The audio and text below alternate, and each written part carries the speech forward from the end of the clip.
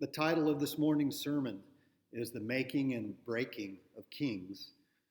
That is supposed to connote that experience that people have all over the world and throughout history of anticipating a great ruler to come and lead the country to prosperity and greatness, only to be let down again.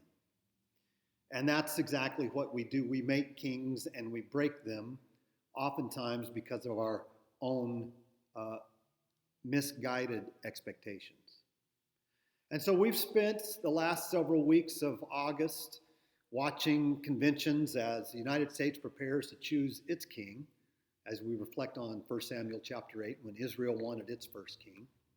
I understand that we're voting for a president in a democracy, which is much different than a king who's named by lineage into an ancient empire of some sort. I get that. We all get that. But yet the act of a large group of people putting forth, lifting up, voting for, choosing a single leader with the anticipation that this person can bring better days and better times. This is what we hope for. And the notion of a kind of messianic king or philosopher king is ubiquitous and old. That many cultures throughout history have had an anticipation of a coming king who can resolve all of our human dilemmas. Plato talked about the philosopher king who could rule not only in strength and might, but also with wisdom and peace and kindness. And even Moses, as we see in the biblical tradition, rises up as a figure like none other. He parts the Red Sea, so naturally they had high expectations of Moses as a leader, but quickly he became too exhausted for the job. If you'll remember a couple of months ago, and I preached on Moses' leadership, and finally God came to Moses and said, Moses, you can't do all of this yourself. You can't adjudicate all of the conflicts and struggles within the community. It's too much for one person. God says this to Moses. Yet we put unrealistic expectations on our leaders out of a failure to tap into confidence in our own communities. The point of this message this morning, as we will look at 1 Samuel 8 and John 1, is that while voting is immensely important and choosing leaders is immensely important, it is never a cure-all. I want to remind us, too, that we may have forgotten that our Constitution has changed as well in a way that undermines our democracy and limits the effectiveness of voting for a king or a president. In the beginning of our Constitution's life, in the early part of the 1800s, there were representatives, senators, and congressional members that were chosen based upon the population. Makes sense. And in the beginning, there were 100 U.S. senators, 2 senators per state, but eventually 100 U.S. senators, so more than when they started with, who represented somewhere between 35 or 45,000 people. Today, that number is more like 1 million, or close, moving toward 1 million for each representative, because the United States government passed an act, the Reapportionment Act, in 1929, nearly 100 years ago, that prevents in perpetuity the number of our representatives increasing. So with each passing decade and our census goes up higher and higher, our representatives represent a larger and larger number of people. On average, senators are representing, like I said, upwards of 800,000 people. Now, this flies in the face of our language about diversity and representation, doesn't it? The fact of the matter is, no one person can represent hundreds of thousands of people. It can't happen. It's not really possible. And it's the downward slope of our democracy that as our population grows and diversifies, political elites, conservative and liberal, connected with the wealth and the money, will control the politics as the population grows, and we will have less and less representation, regardless of what party wins, loses, or draws. There are approximately 5,500 state representatives in the United States that represent 60,000 Americans on average apiece. About 2,000 state senators representing about 150,000 Americans apiece. And it only gets worse when we go to our Senate and congressional representatives. 1 Samuel 8, verses 1 to 22.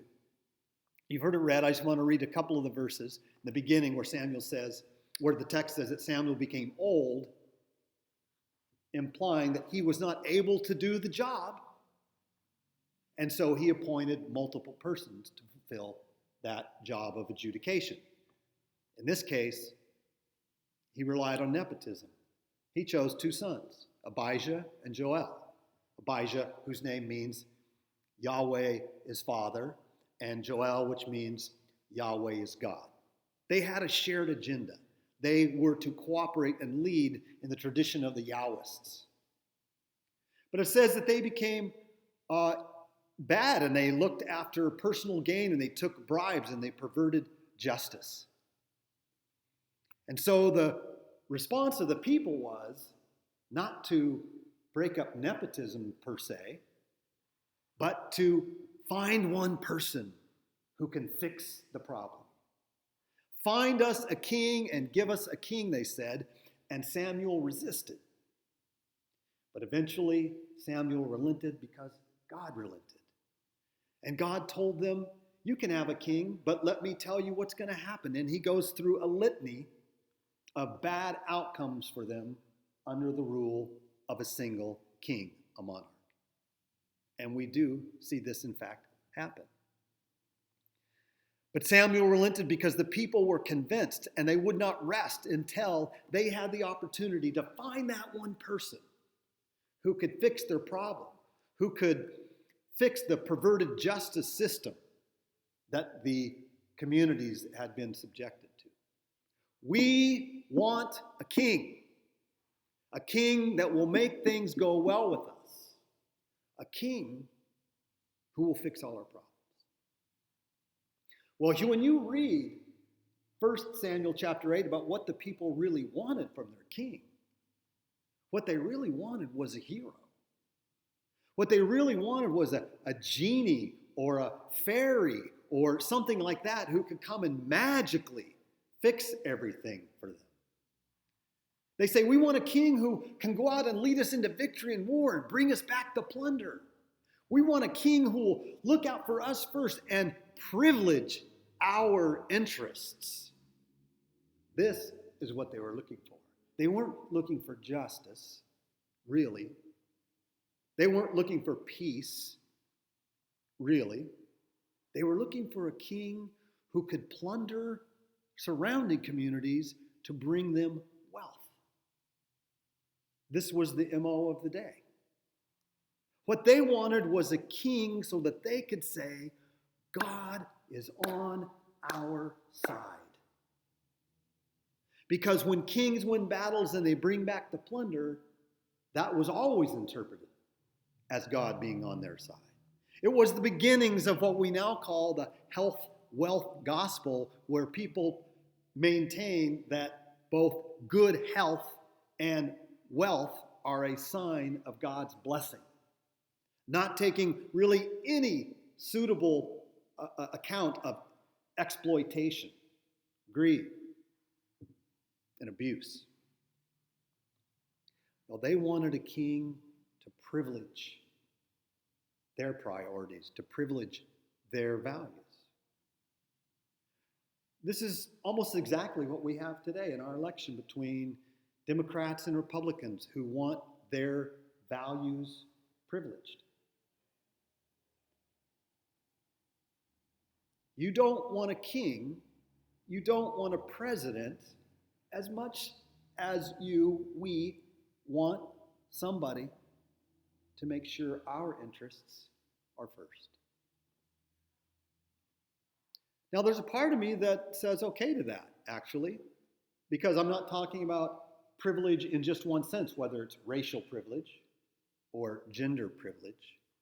But the fact of the matter is, there can be privileges for all sorts of social groups by age, urban, rural, location in the country, and yes, also gender and race. And so we all do have different values in a way based upon our experience, and it makes sense that we want those values preserved. That's what we hope a king will do. Period. New thought.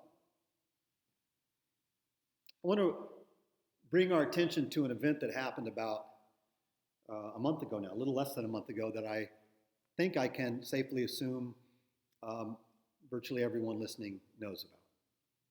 And that was a very unfortunate, traumatic explosion in Beirut, Lebanon, that was a result of government negligence, causing hundreds of deaths, thousands of injuries, $10 to $15 billion of property damage in a matter of seconds, and leaving over 300,000 people homeless because of government neglect. This is a country that has been already on the verge of civil breakdown and government breakdown.